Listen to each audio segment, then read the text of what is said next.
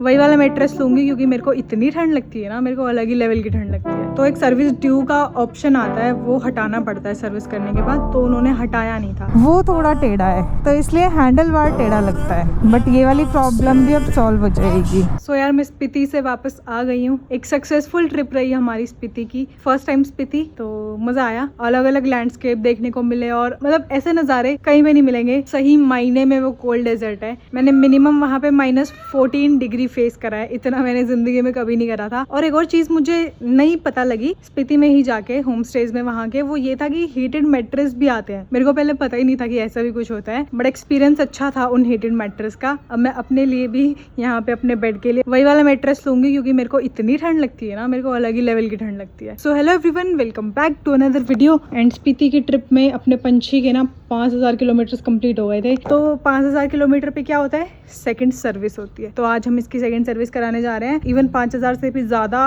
5800 something हो गए हैं। तो आई होप वो सेकंड सर्विस में ही काउंट हो, क्योंकि सेकंड सर्विस ना 5000 या फिर 500 किलोमीटर एक्स्ट्रा तक वो मान लेते हैं, 5500 तक होती है। बट अभी चल के देखते क्या होता है। और यार स्पीति राइड पे भी बहुत सारे ऐसे एक्सपीरियंसेस हुए। जैसे मैं फर्स्ट टाइम मैकबुक से एडिट कर रही थी और मेरा मैकबुक लॉक हो गया। फिर मेरा 2 दिन का डाटा चला गया, गोप्रो का 2 दिन का डाटा और इंस्टा360 का पूरे ही दिन का डाटा चला गया। और काफ़ी अच्छे सीन्स रिकॉर्ड करे थे मैंने इंस्टा360 से, बर्फ़ ही बर्फ़ दोनों तरफ और बीच में बस एक रोड दिख रही है।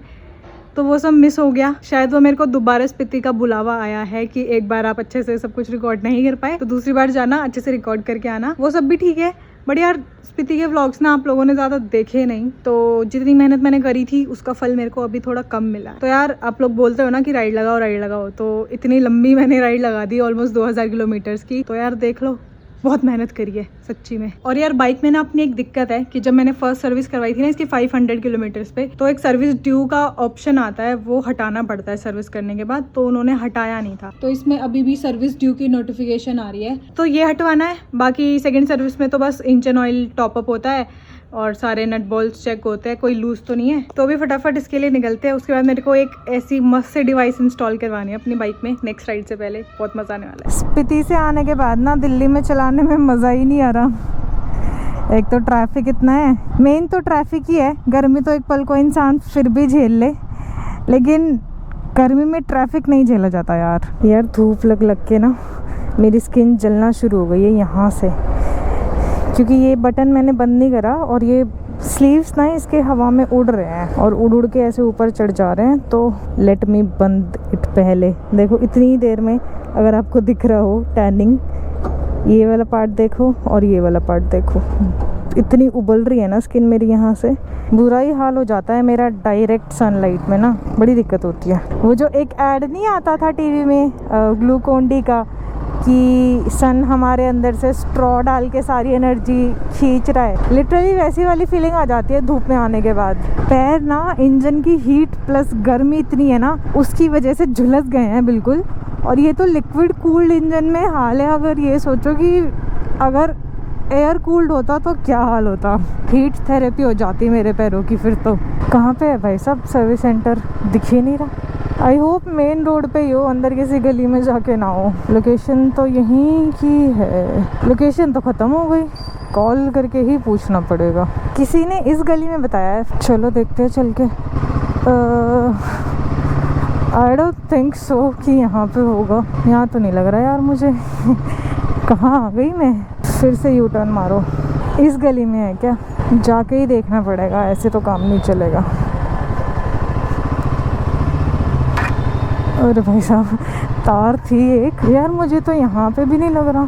क्या सीन है ये, सर्विस करानी है, यहाँ नहीं आएगी, यहाँ लगा देते हैं। 5748 मिल गया यार फाइनली। एक बंदा था, उसको शायद लगा कि मैं आरी का ही शोरूम सर्विस सेंटर ढूंढ रही हूँ, तो उसने मुझे बता दिया। चलो तो इसको भी अपडेट पे लगाया है, उसके बाद रीसेट करके देखते हैं। तो यार ये सर्विस ड्यू वाला ऑप्शन है ना, ये हट ही नहीं रहा। लैपटॉप से कनेक्ट करके भी चेक कर लिया बाइक को। और एक और तरीका होता है उसका, जिसमें बाइक को 6th गियर में डालना पड़ता है, डबल स्टैंड लगाना पड़ता है और साइड स्टैंड लगाना पड़ता है। उसके बाद जो जॉकी स्टिक है ना, उसको लेफ्ट प्रेस करके रखना पड़ता है। बट वो तरीका भी काम नहीं आया और वो सर्विस ड्यू वाला ऑप्शन नहीं हटा। चलो यार finally second service done. Second service में ज़्यादा कुछ होता नहीं है, इंजन ऑयल टॉपअप होता है और चेन ल्यूब होती है बाकी नट बोल्ट्स चेक होते हैं, कोई लूज़ तो नहीं है। तो सेकंड सर्विस में आता है खर्चा 200 रुपये का, मात्र 200 रुपये का।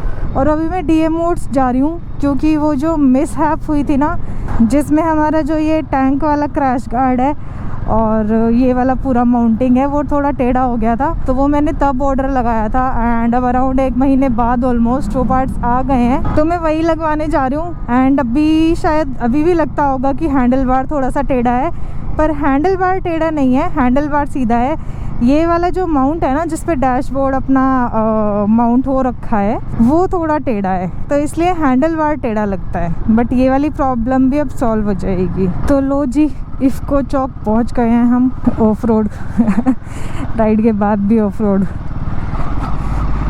रोड में ही सबसे ज़्यादा मज़ा आता है, ये तो बात है। मैं तो स्पीति से आ गई बट स्पीति मेरे में से नहीं गया।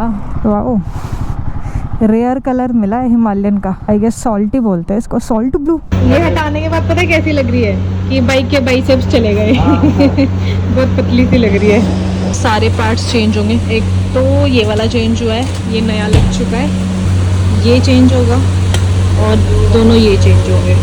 इतने बड़े डब्बे में क्या ही हो सकता है। टैंक के क्रैश गार्ड्स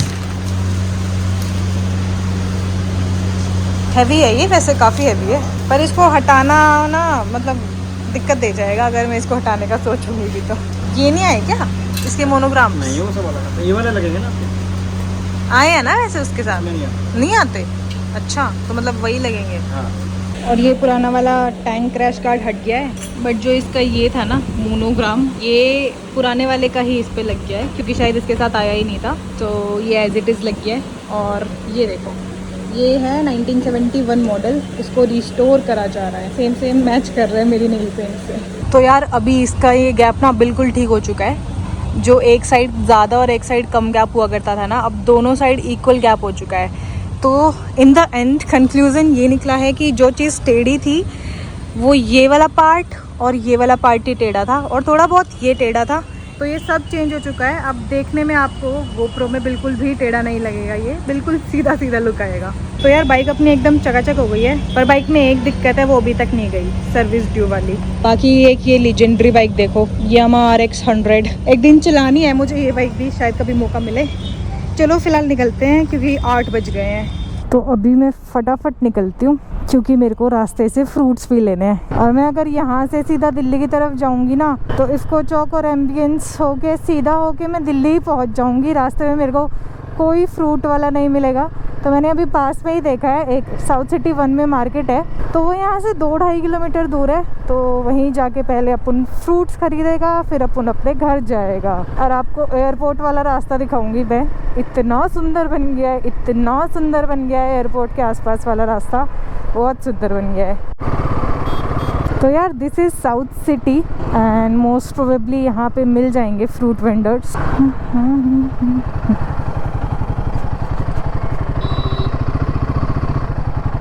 ये रहा कहाँ पे पार्क लगाए, यहाँ पे लगा देते हैं। Fruits done. अभी पेट्रोल पंप ढूंढ के पंछी को भी पेट पूजा करवा देते हैं। गुड़गांव में फ्रूट्स महंगे मिलते हैं यार दिल्ली के कंपैरेटिवली।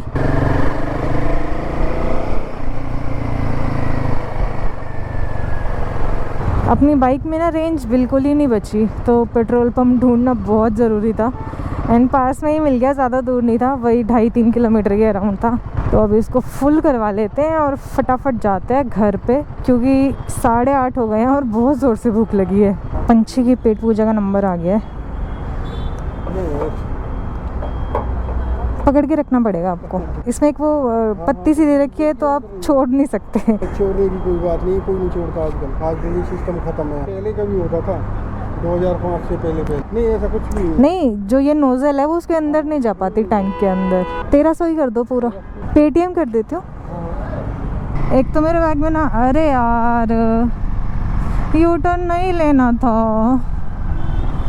अब यू टर्न लेके फिर से यू टर्न लेके फिर फ्लाईओवर पे चढ़ो। गुड़गांव आती हूँ ना, हमेशा ऐसा होता है। और फिर ये गलती करके ये बोल के खुद को तसल्ली देती हूँ कि गुड़गांव आए और गलत यू टर्न नहीं लिया तो क्या गुड़गांव आए।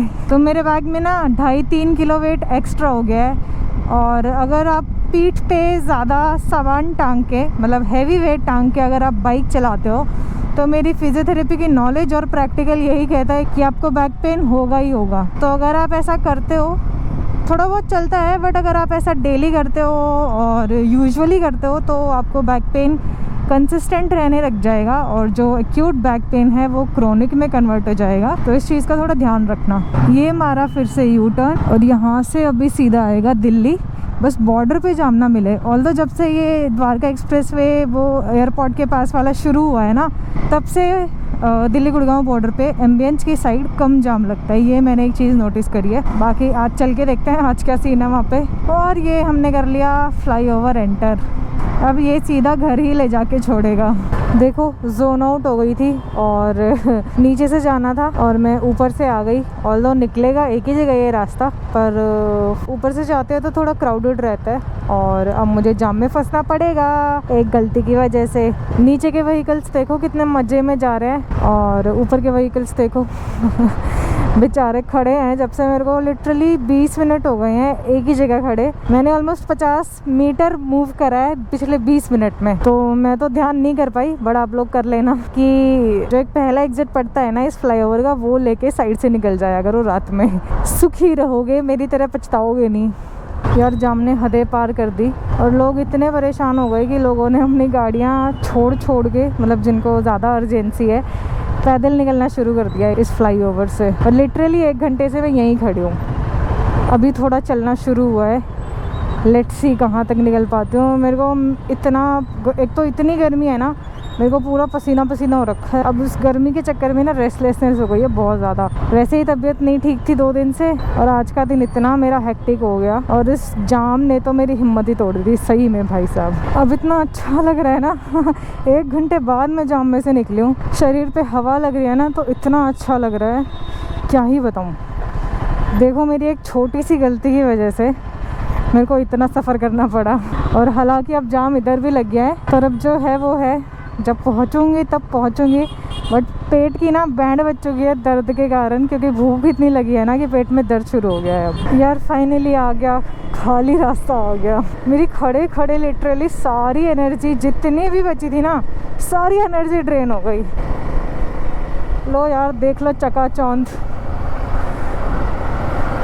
हालांकि जो मैं देख पा रही हूँ वो आप नहीं देख पाओगे गोप्रो में। बड़ा फटाफट घर पहुँचती हूँ यार, बहुत हो गया। तो यार फाइनली मैं घर पहुंच चुकी हूँ। 1 घंटे का रास्ता कवर करने में 3 घंटे लग गए हैं। बैंड बज चुकी है पूरी बॉडी की, बट वो सब ठीक है। मेरे को आपको ये बोलना था एंड में कि मैं सोच रही हूँ कि मैं एक बाइक का अपना ओनरशिप रिव्यू बनाऊँ, क्योंकि बाइक के 6000 किलोमीटर्स पूरे हो गए हैं। तो आप लोगों के जो क्वेश्चंस है ना, XYZ जो भी क्वेश्चन है किसी भी रिगार्डिंग, वो सब मेरे को कमेंट्स में लिख देना यहाँ वाले कमेंट सेक्शन से, और पुरानी जितने भी वीडियोस हैं उनमें से थोड़ा बहुत ढूंढूंगी। जो भी क्वेश्चंस आपके मिलेंगे मैं उसका उस वीडियो में आंसर दूंगी। हो सकता है वो वीडियो थोड़ा लेट आए, उससे पहले एक राइड लगे, बट वो वीडियो ज़रूर आएगी। हो सकता है वो 6000 किलोमीटर का राइड रिव्यू आए और हो सकता है कि वो 8000 किलोमीटर का राइड रिव्यू आए। तो आप कमेंट कर देना जो भी आपका डाउट है। आई ट्राई टू कवर सारी चीज़ें। Okay then, keep supporting, keep loving, keep watching, bye bye.